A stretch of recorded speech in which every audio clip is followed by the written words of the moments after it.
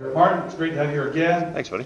Our cogitator, an author, a lecturer, and you know this, but I want to tell them I'm so grateful you're my friend. Give Martin a hand, would you?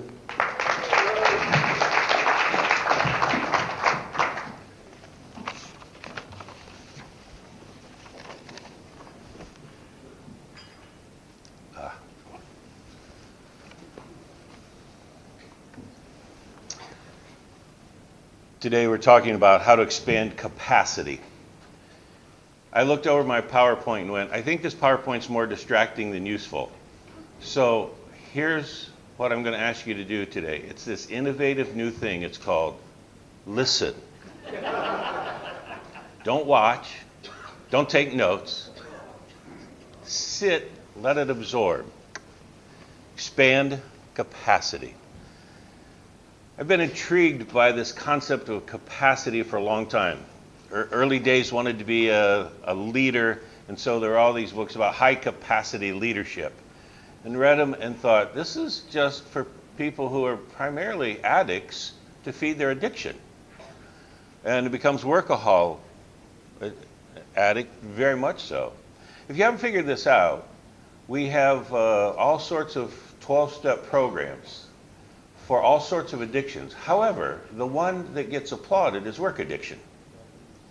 Until it gets out of control, and then there's usually an intervention. But they still don't want you to quit it all, just adjust a little. So when I started to think in terms of what's it like to really deal with issues of the soul, that's where this capacity thing really began to come into play.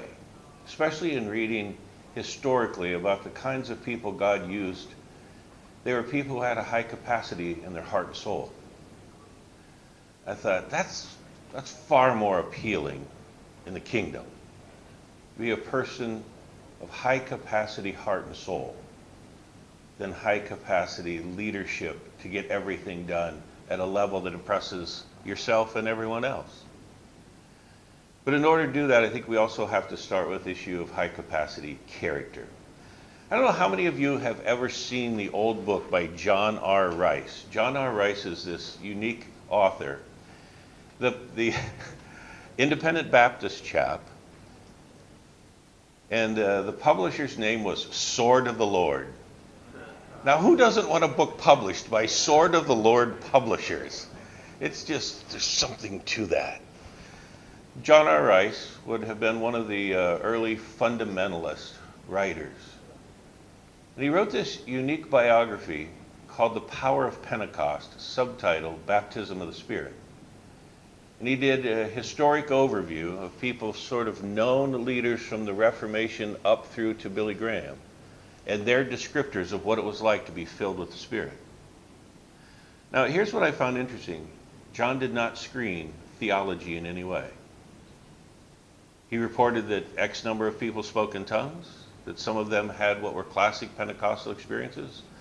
Some sensed it was just this great empowerment in their life. What I found interesting was two of the narratives, one of John Wesley, which I had known, that Wesley used to have this woman, group of women actually, who prayed for him and would say how well he had done, but only how much better he would do if he was just filled with the Spirit. Now, I don't know if you have those kind of people in your church, but it's hard to welcome them because they feel like critics. When sometimes they just sense something in our spirit. I've decided a long time ago, I want to embrace those people. Anyone who comes up to me and senses something wrong within me, come on. It's not like, come on, give me your best shot, I can handle this. It's if you're seeing something I'm not seeing, I want to welcome it. And both Wesley and Moody had 3 women, all Free Methodists, old school holiness women, who used to remind him how good he was, but how much better he would be when he was filled with the Spirit. And both Wesley and Moody, who were evangelists, said it was interesting to see how much different and effective their ministry was when they lived and walked in the fullness, when they expanded their capacity. Now, my job is not to play to the audience. A, it's not my style. and B, it's not needed here. But I do admire what you all do. If I had my way, I would do it. As a matter of fact, I had planned to be in Dubai a decade ago, had raised a significant amount of money. We were going to go do some, I was good with the Wall Street crowd. We were going to do an IC at that time in Dubai, and then the global crash came. And all of a sudden things slowed down and some other people did it and transitions happened in my life. I wish I did what you do, at least theoretically. So since you do it, and when I'm here, have a sense of how well some of you are doing under the authority and empowerment of God's Spirit. Let's just up it a few categories, shall we? Always fascinated about upping your game. If we do what we do for the King, let's do it with an amazing heart, and if you can, flair. If we're going to talk about expanded capacity, let's do that, first of all, in character. Character is one of those things that probably counts most overall, but especially in the kingdom. I don't know if you've thought about this, but there are descriptors of people's spirits in the scriptures. You have to decide the way you read the text. Is this more about their spirit? Is it more about their character? Psalm 1, for example, just sort of splits it up. Here's what the godly are like. Here's what the ungodly are like. Okay, let's create categories of the godly.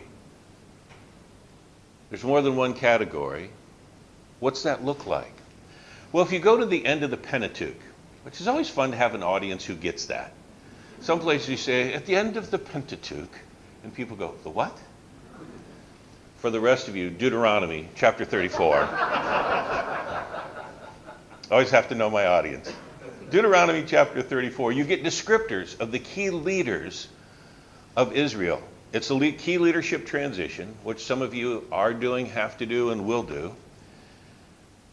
When you look at the key leadership transition, there is a descriptor of each of them. This is not just a religious thing or a faith thing. This is one of the key leadership transitions in history. Note the descriptors. Moses, the descriptor of him, a man whom the Lord knew face to face. Notice what it says and what it doesn't say. It does not say Moses knew the Lord face to face. The Lord knew Moses face to face. Here's the difference. When you're the one pushing, when you're the one trying to get it right, you're still in control. When God came to Moses, he had no control. None. That's awkward in the human setting. When it's absolutely up to him, he calls the shots. He does it his way. You do not have control. You notice also of Joshua. Joshua was a man in whom was the Spirit, it says there. It's qualified for us earlier in Numbers. He had a spirit of wisdom. Of course, Caleb got the great label. Caleb had a different spirit. He followed the Lord wholeheartedly all of his days. Now, who doesn't want that one? Now, for those of you who have either a cultural or a religious sense of humility, I want to come after you for just a minute. Because very often, the more spiritual we become, the less we validate what the Spirit has done within us. An example. When sometimes you are directly, you decide, is this affirmation, is this confirmation, or is this validation? They're all three. I'm going to write about this soon, particularly in mentoring women. They're often talking about affirmation. I'm going, what you're after is not affirmation. It's not actually what you need. It's confirmation that you're on the right track, and it's validation. God has actually given you everything you think he has. It's just nobody else has validated it yet. Don't reduce this to affirmation. This is the validation of the King in your life. So if he's given you the opportunity to lead, then for God's sake, lead. It's the King. He's given it to you. Here's Caleb. Caleb stands in front of all of his peers. And he says before them, my friends went out. We all saw the same thing. The 12 of us. 10 came back, painted the picture, but without God in the picture. My buddy Joshua and I came back, painted the same picture, except God was front and center, big and strong. He said, they made the hearts of the people melt with fear. Listen to what he says. I, however, I'm not one of the schmucks. I, however, I've followed the Lord wholeheartedly all of my days. He drew a marked contrast in front of his peers. By God's grace, I have done this. I've done it well. I've done it right. I didn't become one of those guys. I kept my eyes clearly on God. And consequently, he said, you see the hill country? I still got fire in my belly. I'm 85. I won it. Do not dismiss in your character and in your soul all that God has placed there. Get used to the validations of the Spirit. Get used to the Father's voice who validates it. And get used to people seeing it and sensing it. And it actually builds faith in them.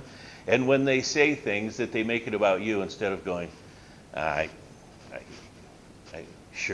don't know what to say. I'm uncomfortable when you do this. This is where I miss my ponytail. Actually, I miss my hair. But I miss my ponytail. Because in those days, I used to go, thanks. Now, I don't know if this is an issue where you are, but in the greater New York region, there's a lot of cultural diversity, of course, but even more so in oddities and uniquenesses of church. And so I always have to ask, what's expected attire? A, I never dress appropriately. And B, there's always something assumed but no one tells you. I was just in Florida before Christmas doing a Christmas outreach. And I asked what the expected attire was, and there was a long silence on the other end. And the person said, well, if you have pants and shoes on, you'll be the only one on the platform. And I said, this is a church with no pants? They go, no. Everybody will have shorts and sandals on. Okay. Because see, 2 weeks before, I was at a large black Pentecostal church. And I asked what I was to wear. And there was long silence again. And they said, well, we assume your robe. I said, actually, I'm a bit more of a cape guy. Seriously, I am. I'm more of a cape guy. But here's my favorite one. It was one of those independent, multicultural black churches in Brooklyn. And I asked what I was expected to wear, and they said, well, the bishop would assume you wear your red. Socks? I don't have red tights. I don't think that's a good look for me. And I said, can you be more specific? And they said, well, he references you as the bishop, so you would wear your red bishop robe. I said, mine's in the cleaners. And I said, actually, I'm not from that tradition. I don't have one. And she goes, oh, we must take care of that. So I get a call back, and they ask, shall we rent one for you, or the bishop's offered to pay if you'd like to have one made? Oh, dude, don't ever give me that offer. I want a red bishop's robe. And I said, do I get a hat too? Let's play this thing. This is fun. This is just not believable. But literally, I had to be at the back of the audience. A long sloped floor sanctuary. And they started to ramp up the music. And I was somewhere between a prize fight and an NBA basketball game. And the spotlight was circling, and there was a smoke machine, and the introduction, and I had to, it was a little like Rocky meets the Bishop. So I have to ask, what's expected attire? And all of this comes back to your character. What's it like when people validate you because of the presence, the anointing, the authority of the risen Christ and of the Father in your life? It's your character. Don't dismiss it. Welcome it with authentic humility, but welcome it. It's part of his validation on you. We have Moses, we have Caleb, we have Joshua. Last summer I had a very awkward experience. They happen to me a lot. Red tight robes and other things, but I was actually speaking at a conference, and there was a whole group of Ivy League, in the eastern part of the U.S., there's what's known as the Ivy League, the historic universities, high academics. And there was a whole group there who all did their MBAs at the Harvard Business School. They were all gathered. I think there were 8 of them. I got waved over. They wanted to ask if I would have dinner with them. So I got there and we had a short conversation. And the guy who pulled me in the circle, the only one I knew in the whole circle, said, "Guys, I got to go." Told my son I'd play tennis with him, and he walked away. When he walked away, one of the other guys, under his breath, said more loudly than he should have, "What an ass." And it wasn't because he was walking away in cool skinny jeans. Thank you. Otherwise, that's just creepy. That's creepy. But thank you for laughing almost appropriately. Timing was off, but thank you. And I turned to him and I said, "Is that consensus of the group?" And everybody just put their heads down. I went, No. It's time to put up. You said it, but is it consensus? And they all went, "Yeah." And I said, "Okay, something's off then." Because I just met this guy, and he was telling me that he might be the best guy he knows. And he gave $2.5 million away last year, and he's chairman of his elders board. And if this is what you all think of him, and you're close to him, then something's off. Who's going to tell him? And they immediately went, "You." I said, "I just met the guy. You have history with him." They said, "Let's do an intervention." And I said, No. You've already put your heads down twice on me in 90 seconds. You're bad intervention material. We ended up doing a 360 on this guy's character, not his performance, but his character. All the way from his late high school, early university age sons, to the people who worked with him, to some longtime MBA buddies, to people in church. He was never so shocked in his life. We're still trying to help him out of the hole. It hit him so hard. He was absolutely blinded to his character.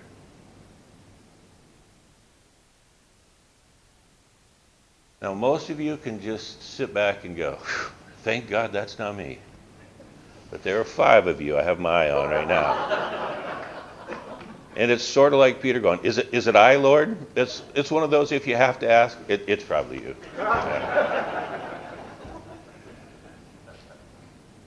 If you're going to expand your capacity, it just starts with a clear understanding of who you are, who God is, who you are in his presence, and who he's making you to be. And you own it. You own it with all of its strengths. You own it with all the shadow sides, and you own it with any parts that have not come up to level yet. If we're going to describe it, let's make sure we're all on the same page. Character is just simply this collection, this sort of sum total, the cumulative effect of distinct qualities that are characteristic of you as an individual. But we don't live our lives as individuals. It's how you live it out in community. It's the values you impart.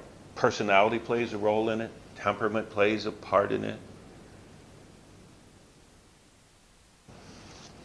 Character is one of those things that's been a study for a long time and has had great peaks in history and some real low points. Throughout the world right now, we all know, some of us live in countries where leaders absolutely lack character. And you have to live under it.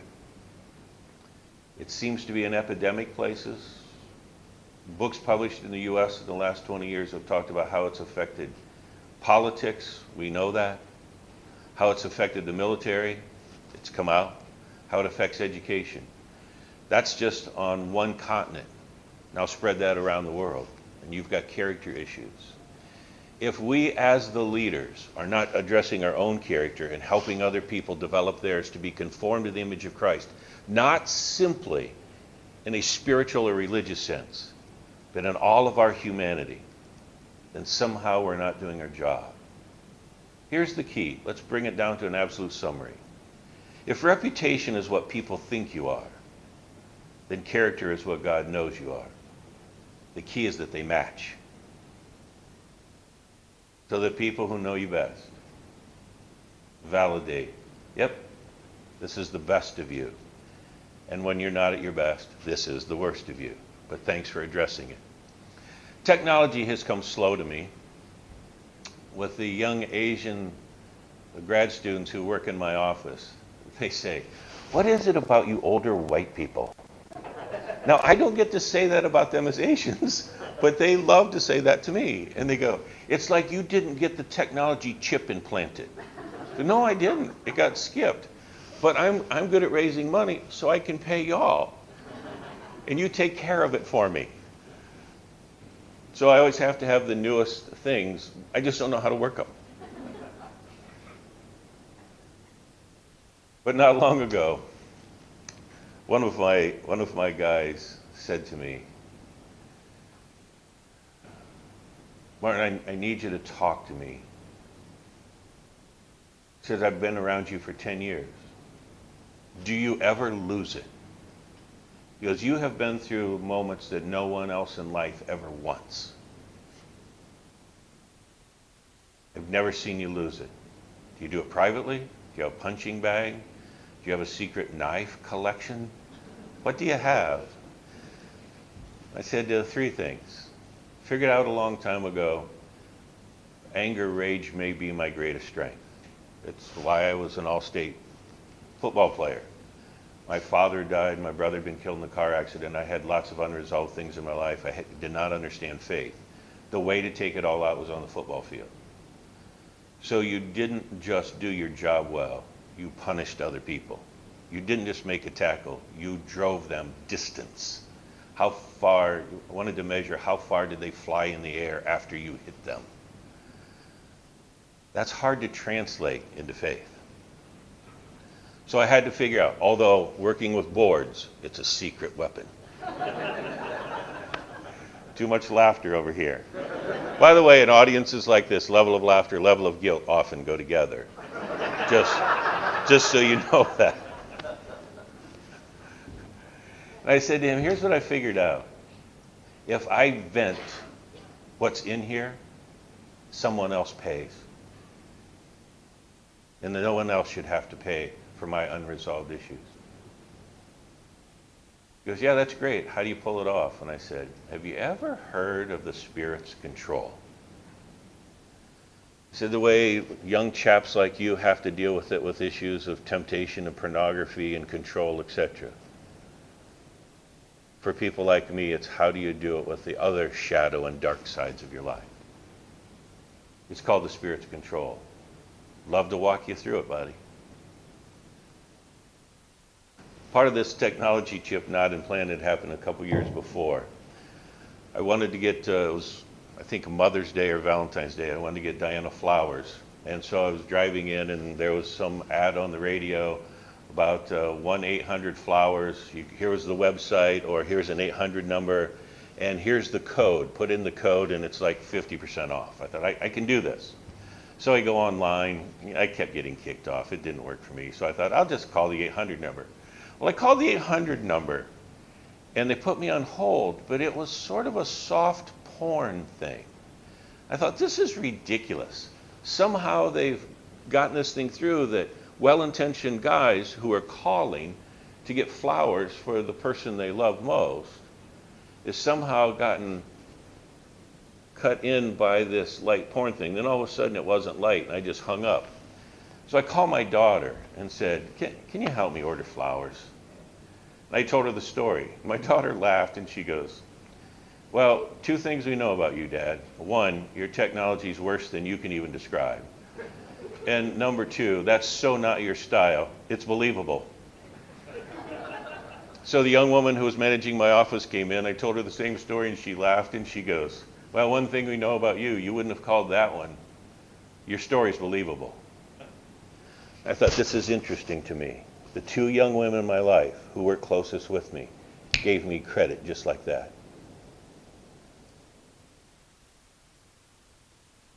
I only wanted to celebrate it for a short time and simply say, God, can I always be one of those people? That the ones closest to me give me the benefit of the doubt. Because come on, it would have been very easy for them to go, oh, sure, you call the flowers thing and get some weird porn one? Oh, yeah, that's believable for you, big boy. Wasn't the storyline. These aren't to make me seem like I'm pulling it together. I want you to see that at every stage, level, area of life, it's affected by, simply by character. You know this. James 1 is one of those passages that we often use on each other in a well-intentioned way. Count it all joy, my brethren and sisters, when you encounter various trials. The emphasis is always on you. Count it all joy when you encounter various trials. It's dreadful when it happens to me, but it's probably good for you. We can see how God's working in your life. When Diana was first sick, I started to keep track of the stupid things people said. I thought, I should probably write about this. And then figured out, this is bad for my soul. This is not going to be helpful. But there is one I want to talk to you about. Can we move beyond how are you? One of the things I've loved doing and speaking in literally hundreds and hundreds of various kinds of churches on every continent. I love to get there early and watch how people greet each other. You can tell a lot about people and the level of their faith and their level of connection and community by how they greet each other. Now, one of the worst case scenarios is upper middle class, white, suburban America. It's the worst. Because everyone says the same thing. How are you? And everyone says, fine, just fine. So many fine people go to church. It's remarkable. So when someone says, how are you? You've got to decide, do they actually want to know? Do I want to tell them? Do I lie to them? Do I do the old school talk to the hand? What do you do? Now, you're going to set the tone for hundreds, if not thousands, of other people. One of the ways to address character is just simply how you greet people. So let's move beyond how are you. Can we? So you go, what else would we say? Oh, you're smarter than that. Come on. Just a little bit of imagination and creativity, you can come up with great things. And they're going to be enculturated wherever you go. Contextualization is key. I was in a church that was built on a recovery program. 80% of the people and 100% of the pastoral staff were all recovering addicts. Their questions of how they greeted people were so dramatically different. Which day was the hardest for you this week? Or, Tuesday and Wednesday, I prayed for you. It was like hell was trying to win. Tell me the story. Your people may not want that. But please move beyond how are you. It affects the character and heart and soul quite significantly. That's enough said. Go after that one. Let's talk about expanding your soul now. Let's move from character to soul. Character, again, is that reflection of the sum total of who you are. The soul is that deepest part of you. Leighton Ford, good friend, Billy Graham's brother-in-law, married Billy's youngest sister. They've become good friends for a long time. Thank you. Leighton called me about a year and a half ago. He goes, Martin, I'm speaking at this sort of high caliber intellectual gathering, and they've asked me to speak on the soul.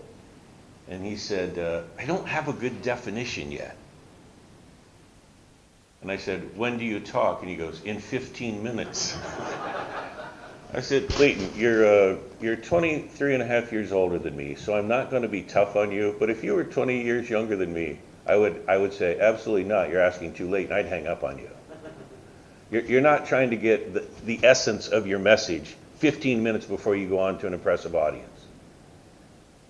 And I said, what do you have so far? And he goes, I emailed or sent a text to what I thought were my 7 most insightful people. They didn't give me anything, and I said, I wasn't on that list. Why not? So the answer to you is no. Calling me late, I wasn't on your list? No. Okay, it's you late. Come on. What do you need? And I said, okay, you're catching me off guard. Here's the best I have. I said, the soul is the deepest part of your being. It's the seat where the best of you comes from and the shadow side of you hides. And the key is to have both sides redeemed. It's the depths of your being. Long silence. He goes, say it again. I said, would you like me to text it to you? And he goes, no, text it. And he gave me another number, and he goes, that way I know I'll get it if you send it to someone else. And he said, Martin, it's interesting. When everybody talks about the soul, all the descriptors so far, either the positive side or the negative side, you're the only one that's pulled them both together. I said, because it's both the essence of who we are. So let's figure out how to expand the soul. I want to take you back to the second prayer that Paul gives in Ephesians in chapter 3. You know this one, so just listen. Paul says, for this reason, I kneel before the Father, from whom the whole family in heaven and earth. We get a glimpse of it here. The whole family in heaven and earth derives its name. And they pray that out of his glorious riches, he may strengthen you with power through his Spirit in your inner being, so that, causative, so that Christ may dwell in your hearts through faith. And I pray that you, being rooted and established in love, may have power together with all the saints. I'm going to push pause for a minute. Now, when you listen to this, listen to what he says. He said, I want you to be strengthened with power in your inner being, so that Christ may dwell in your hearts through faith. You go, wait a minute, Paul. Who are you talking to here? Well, you remember, when he writes this thing, he says, I'm writing to the saints in Ephesus, the faithful in Jesus Christ. And he's saying, I want Christ to dwell in your hearts. Well, why are you saying this? If you read the essence of what Paul's talking about, he's saying to them, you've gotten faith. Now I want to expand your capacity. One of the things as we've worked on welcoming the Spirit conferences and other things, what we've noticed is people have great encounters with God. I mean, sometimes you can visibly see the difference. You hear these great testimony stories, etc. And then you check with them 6 to 12 months later, and they're not in the same great place. No, we can be tough on them and say, you didn't follow through, you didn't do lots of things. In this passage, what we've begun to figure out is, in essence, the walls of their soul aren't thick enough to hold more. In the old writings, people like Moody and others used to talk about people are filled with the Spirit.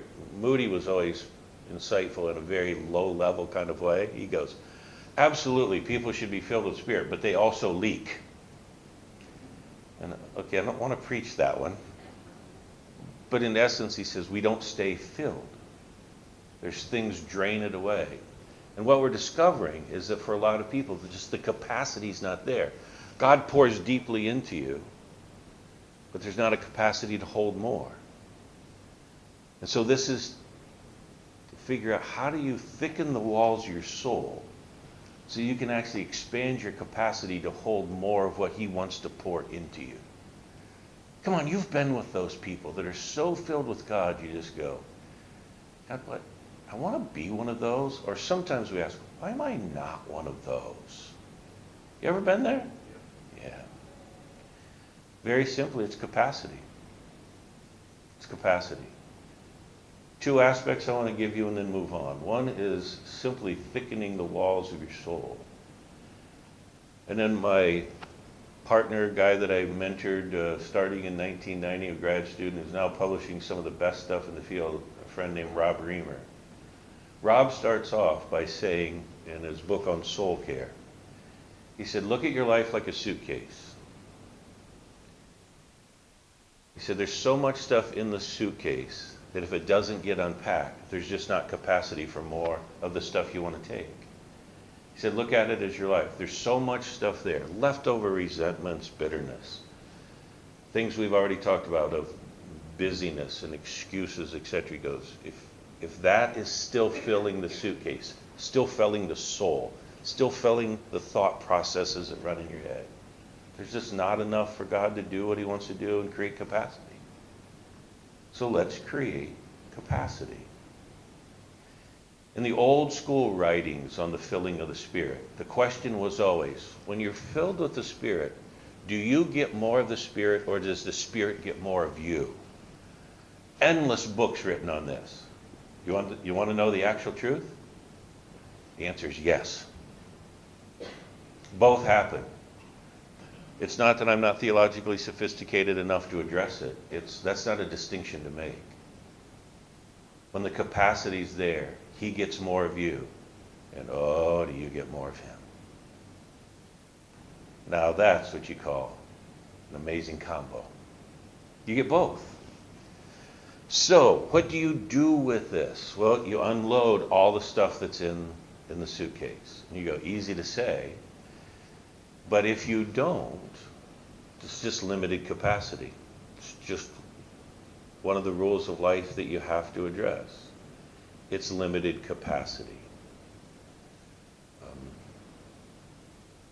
I mentioned that the three descriptors people use most of being filled with the Spirit, that they are free.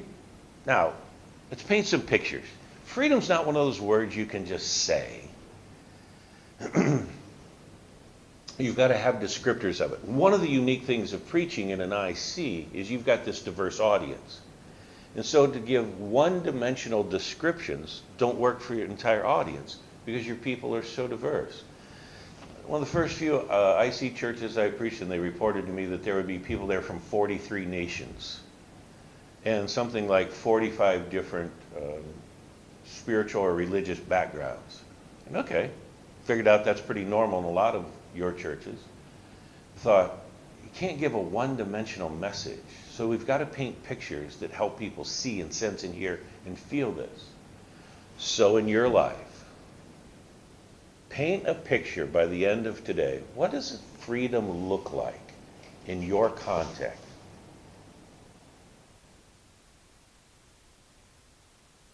One always comes to my mind. As a kid on the farm, we used to board other people's horses. One winter, we boarded 27 horses. I was the youngest, so I had to take care of all of them. It's one of the bad things about being the youngest kid. All the chores get put over to you. But there's payoff because you get to work the system and you get what you want. Those of you who are youngest, you know this. One of the things I loved, it was in the spring.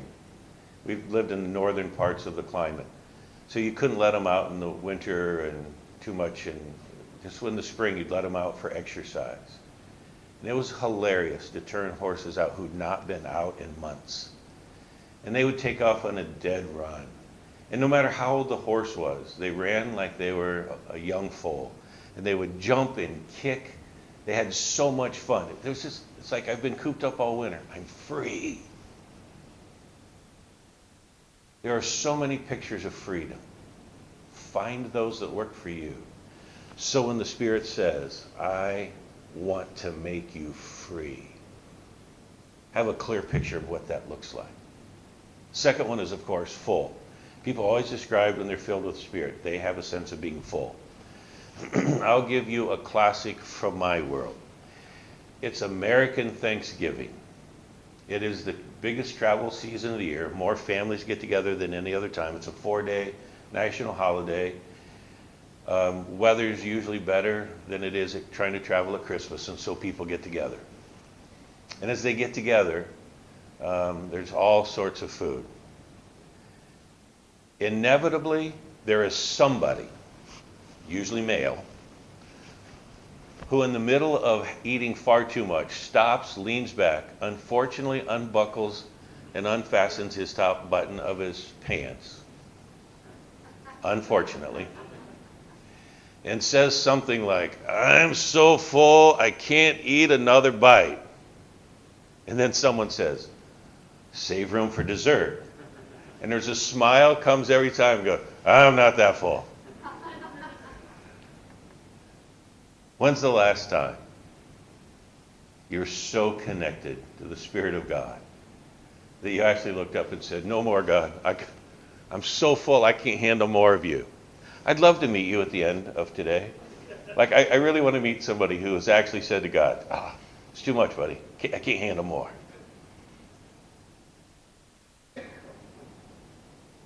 What does fullness look like for you? When you are absolutely full of the essences of God as we know them from the Trinity, what's that look like for you? And then, of course, the other one's fun. What I'm discovering, I've got a book in me that I don't think I want to write, but it would be interesting to do, called Become Your Own Fun Coach. I think we actually need to train some. I think there's a cottage industry. I think we could support ministries around the world by just helping other people and be their fun coach. But what I've noticed is all the people who want to sign up to be a fun coach, and I have to say to them, yes, sorry, no. You're not that funny. But what we've discovered is how many people think they're fun, and they are to themselves. But their fun's not transferable. I just had a Southeast Asian woman. She heard me talk about this, and she came to me. She goes, sign me up. I want to be a fun coach. I only knew her about this much, and I said, can I ask a series of short answer questions? And I said, when you're excited and you're talking, how do other people respond to you? And she goes, they don't seem to join in very quickly. And I said, when they don't join in, you sort of lean on them. You get a little bit tough on them, don't you? And she goes, yeah, I'm fun. With a mean face, she said it.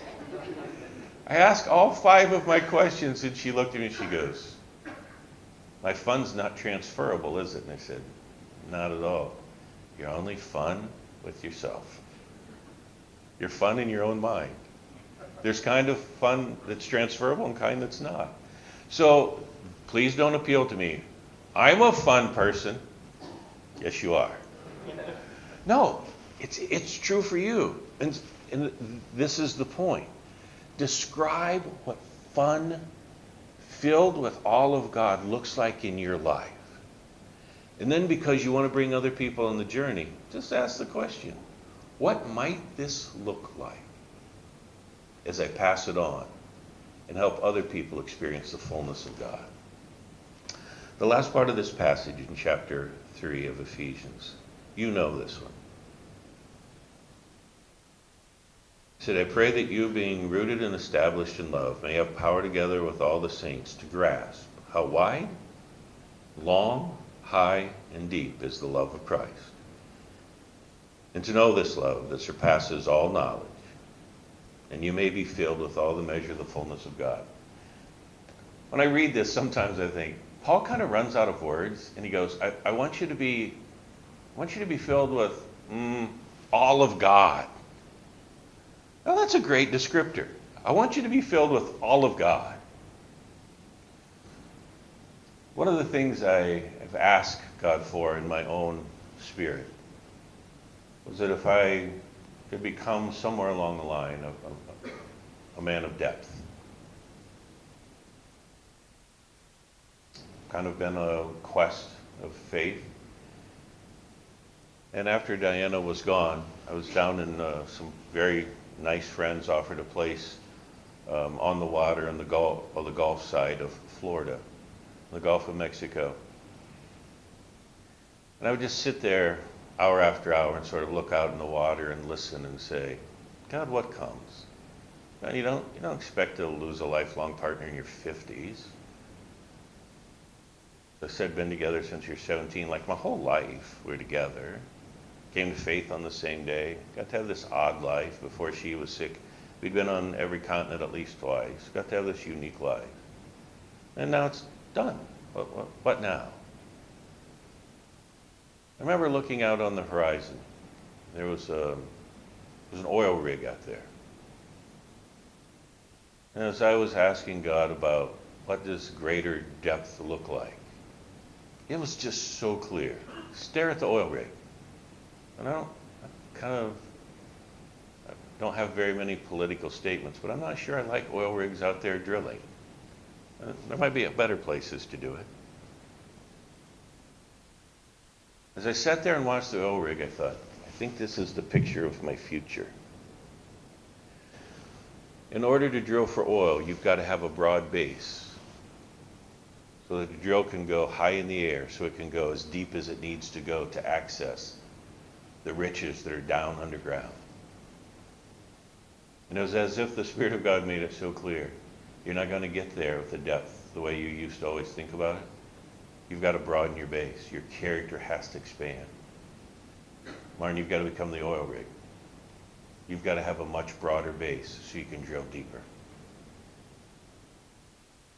I always thought, if I go high and connect with the Father, He's really the Father of my soul.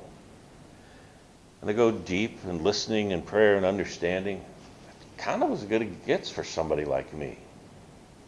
And it was pretty clear, no, if you want to stay here, sure.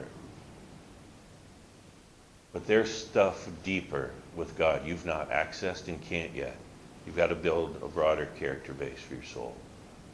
To understand the height and depth and breadth and length of the best of God. Now it's your turn. What's the image? Free, fun, full, deep. What's it look like for you? Let's wrap this up. It's expand capacity for leadership. This is where the uniquenesses of the IC are really different. You know, so often, depending on the country, city, cultural context, you can get away with kind of a one-dimensional approach to ministry. Now, we have fought against that. Any of you that have studied missiology in the last 30 years, we've tried to get away from homogeneous units, and multiculturalism is best, and it's been hard to pull off in a number of places. But for you all, it's a norm. So the uniquenesses of the IC require a unique kind of leader. So I don't want to rehearse for you what is required, as if I'm the outside expert telling you. I want to hold up some images and see what's next for you to come. We were together in the early fall in Oxford. Well, there are 18 of us who got together to sort of plan out some of what's next steps for this group and beyond. Interesting group, great fun to be with. At the end of the day, someone just asked the question, what's a real global leader look like? And they said, Martin, you've run global leadership for more than 20 years. Any insights here? Wasn't expecting a presentation, but I scribbled some notes, and I said, 4 quick things. To be a leader in the international community, especially the international community of faith, you've got to understand your own personal approach. You can get there as a shepherding pastor. Boy, you wear yourself out trying to just keep track of so many people. I listen to some of you and go, you're like mega master pastor.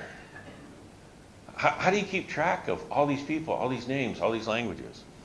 My son has just finished, he's just finishing up and transitioning out.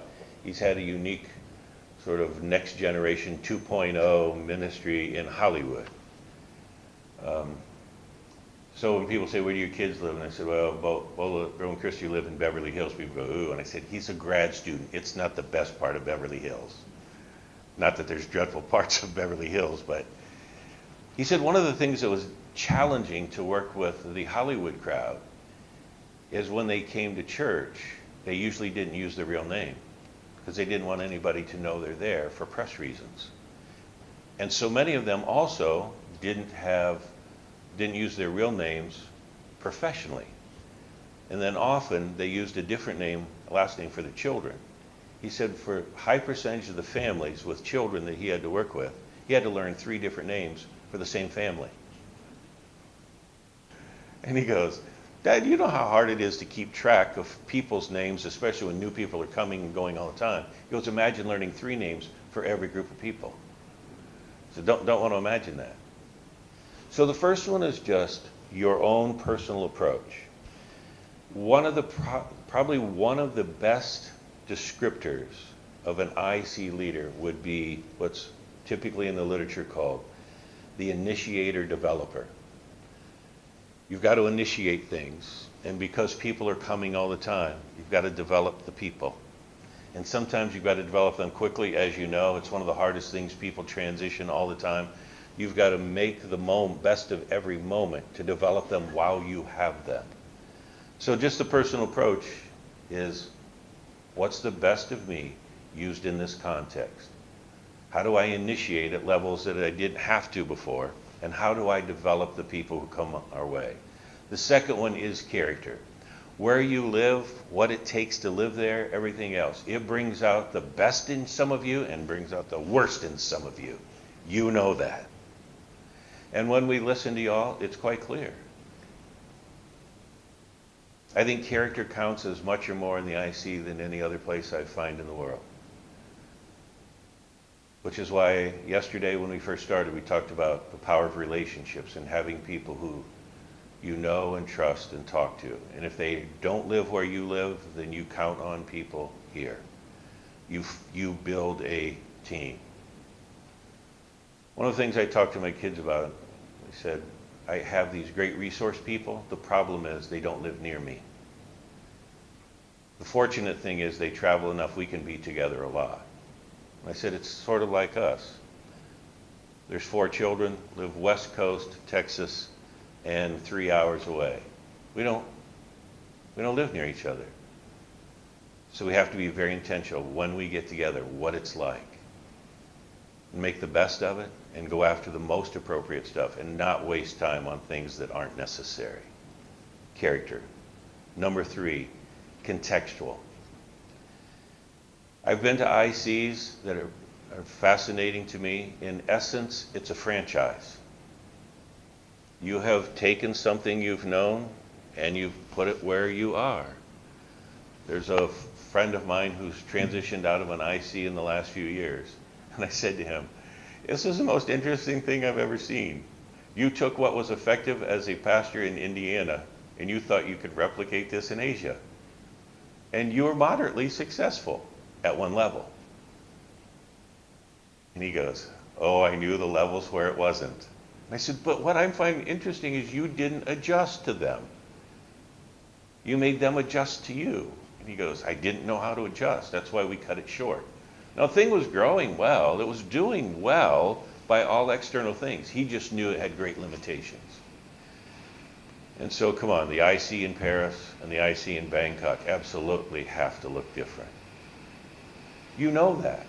But it's how you contextualize and do that. And then the fourth one, and you will begin to address this in the next couple of days, is the skills that are required. The skill sets are so uniquely different in different regions of the world, but the skill sets that are required to be an IC leader are really different than they are in other places. Got some great friends who are just classic Anglican vicars in villages around the UK. And every once in a while they talk to me and go, I'd love to do an international church. And I said, do you have any idea how different it is from where you live? And they go, it'd be more interesting and exciting. I said, yep, it's a great fantasy. Without some serious adjustment of these 4 things, dude, you're in deep kimchi. And they go, I don't even know what kimchi is. That's my point. There you go.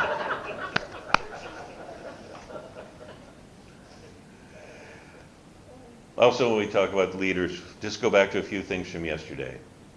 It gets lonely. We know that.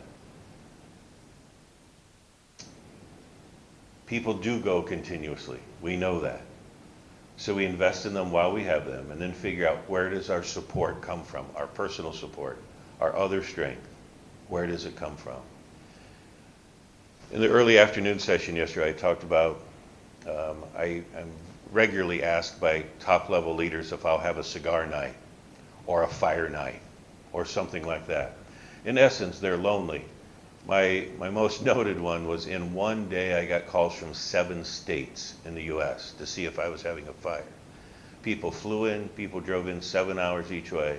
I ended up with people around a fire that night from 5 states. They wouldn't go home. They were lonely leaders who just needed people. And I'm going, build this at your place. Don't fly in. It's a lot cheaper to have it at home. But somehow to have it with a group of people that they could connect deeply with immediately worked for them. I experimented. It was just before the weather got cold in the fall.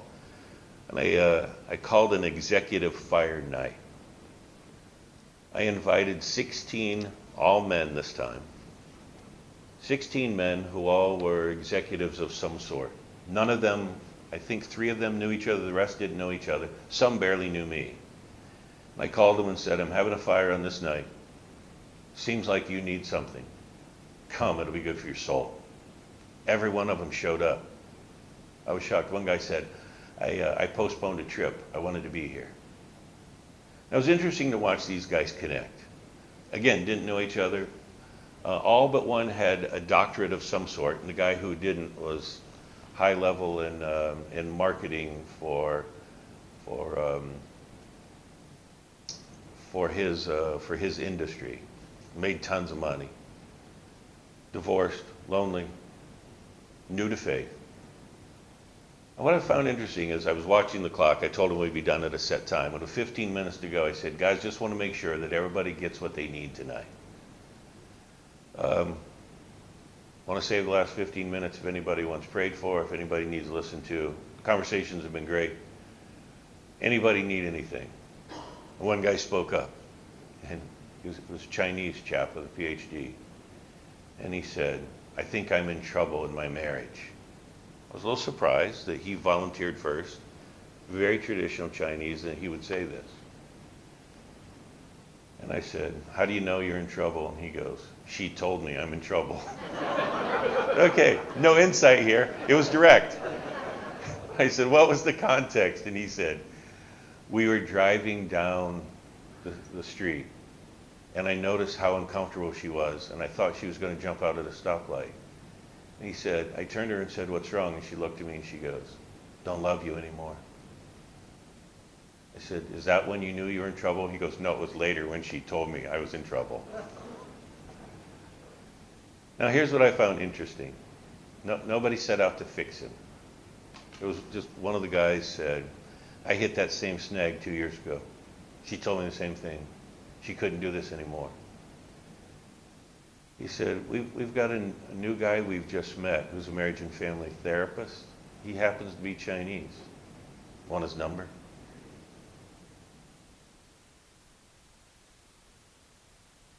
As soon as he was done, another guy spoke up and he goes, I have 2 PhDs. I'm in charge of research at my company. He said, I was assigned a new intern. She was lonely. She doesn't live near her family. And she talks to me a lot. And I told her she needs to make friends. And she has. With me. And he said, I like my marriage. I got 2 great little boys. If I turn her into HR, it will be on her file. This is probably not good for her. I don't know what to do. You just feel the panic in his voice. Now, these are guys who've never met each other. They're volunteering this information because the need is so high. Another guy said, I can't fix anything, but I used to do HR. There's a way to work this so that you can get freed up. You don't have to work next to her all the time. It'll be better for her and probably won't go in her permanent file. There's a way to work this. Now here's what I found interesting next. These guys who didn't know each other started to exchange business cards. Some of the hugs were uncomfortably long. I said to one guy, go, you can let go now. And he goes, I never get hugged like this. I never get hugged like this. Here's my point in telling you this. It's easy to say, I don't have this where I live. I don't have these people. I don't have this situation. You're good at recognizing what you don't have. Begin to identify, first of all, what you want. And then I don't know if you're aware of this, but both testaments say to do things very specifically with all your heart. So whatever the longing is, whatever the need is, go after it. I sponsor fire circles with high quality cigars. It's my shtick. And when the weather's good, it's 3 or 4 nights a week. Just recently, I was asked if I'd do a girls' cigar night. So 25 young women and me. The youngest was 20, the oldest was 34. Those are not my favorite nights. But they are for them. On the last one, by 2 o'clock the next afternoon, I gotten calls from 7 men. 4 were husbands who said, I have no idea what you talked about last night, but when she came home, I had to listen for 2 full hours. Then I got calls from 3 dads that go, apparently I'm a pretty good dad, except for one thing. I never gave my daughter a blessing. And I'm scared to death. And I said, we can take care of that. We just have to make sure you don't say anything stupid. And you're gifted there. So we have to make sure we coach you well enough. And the other guy goes, Martin, I'm scared to death. She wants a womanhood ceremony. She heard about it last night.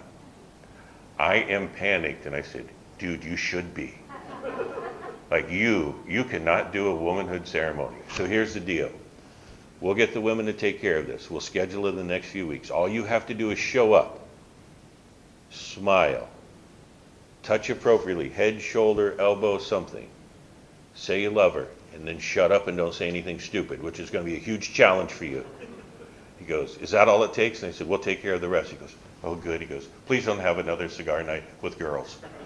This is too hard on me. Purpose in all these stories is to go, everybody identifies, I need this, I want this will be good for my soul. I have to go after it. It's easy, again, to say, that doesn't work where we are. Identify what works. If you can't figure that out, a fun coach, an innovation coach, in our doctoral program, we just had somebody, we assigned him, he's top level of second tier in his denomination. We just assigned him a courage coach. His wife loves me. She goes, he's finally making decisions I wished he would have made for the last 25 years. I happened to speak last month where his daughter is. His daughter came up and hugged me.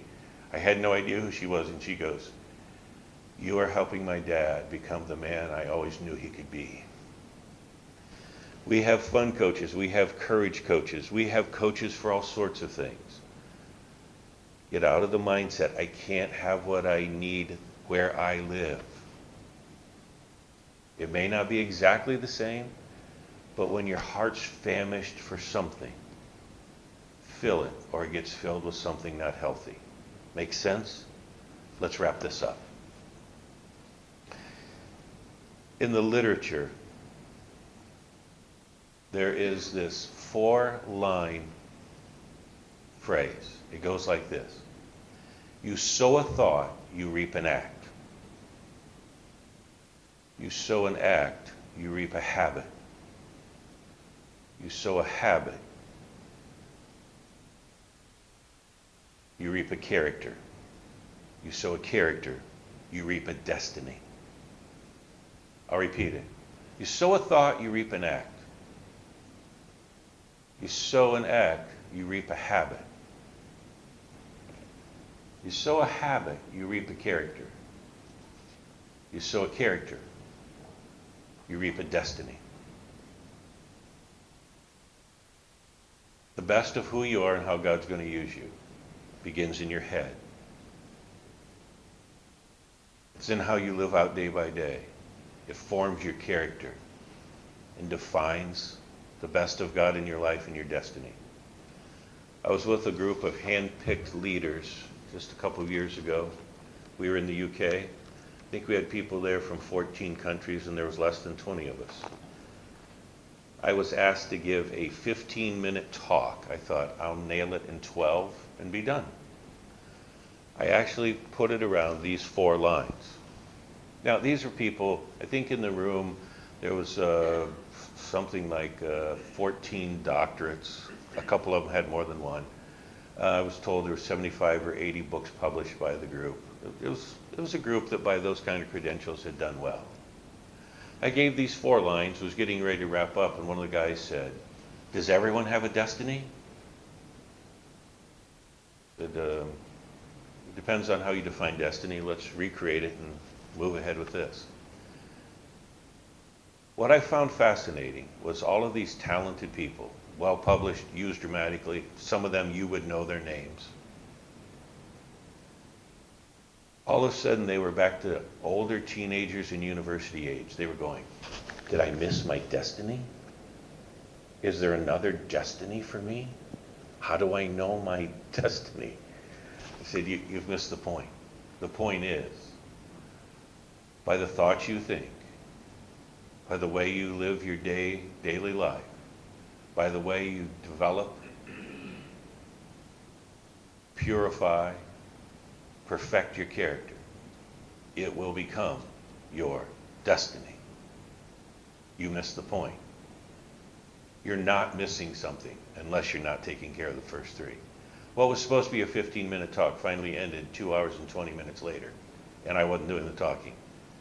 They were trying to make sure that what I have is the best God has for me. Those are great questions to ask while you're here. So I'm going to ask you to do one thing before you leave. Just take 60 seconds. I want to reflect on the last 14 hours. What's the one thing that's sticking in your head that you either want to ask God for or you know that He wants to address with you? Either you're going to ask Him for or He wants to address with you. One thing since you've been here. Because what will happen between a few things I say and when Bill comes and gives you some amazingly insightful stuff, you're going to go home and go, "Should have written a few of those down." Write them down. And when you've written it down, it's break time. True? It's Warren time. I love Warren time. So Warren's going to come up as you're writing this. Let me just pray with us. Can I?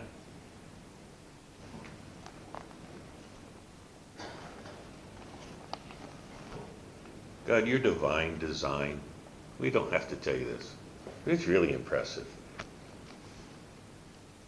You take people like us, and somehow you perfect us to become those who reflect your character, who carry your presence, who represent you well, who somehow connect other people to you in a way that changes their eternal destiny. And you use people like us. It's amazing. So for each of us in the room, what's that one thing that can expand capacity? One thing you want to make sure we get. Bring it to mind. Show us how to address it. This is going to be a good day. Thanks that we get to be together, do this, and move to the next level with you. Amen. Should I go down or stay here?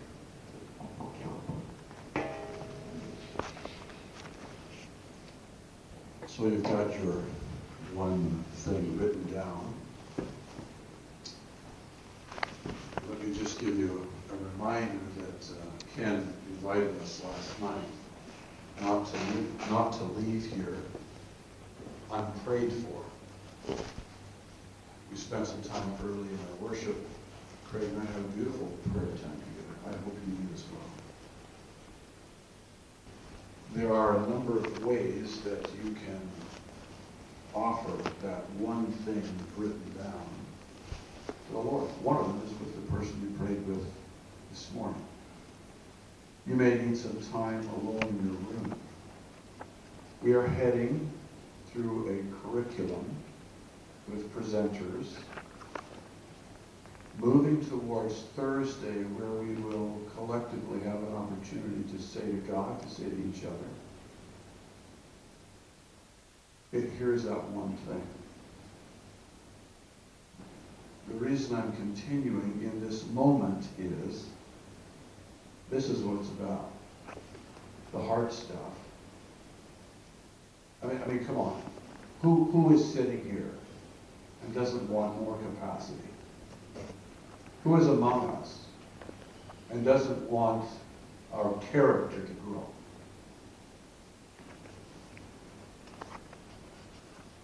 And to leave this moment and not be intentional about what God is putting on your spirit now would be to kind of throw the value or all of your effort and time into it.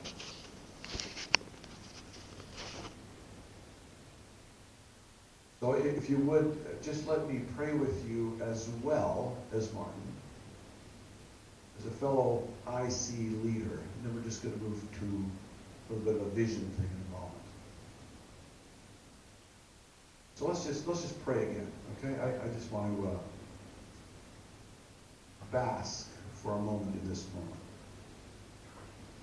Father, thank you for the words that are coming to us from a colleague, but in a sense, someone outside speaking to us about stuff that we want. Longing is stirring in our hearts. And some of this kind of thing we've never heard before, or it's tickling a spot we never knew could be tickled. Or we're just surprised by how and what you're doing in our heads, hearts, and hands. Would you give us the courage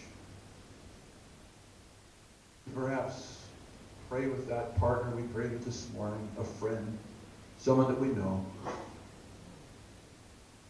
so that we really get to this inside stuff, so that the outside calling you've placed on our lives, we can do better. Lord, a lot of people have carefully planned so that we could get the priority of this stuff right, the inside stuff. We're leading on the inside so we can lead on the outside. Help us. Give us courage to respond. In Jesus' name. Now, can you say amen to that?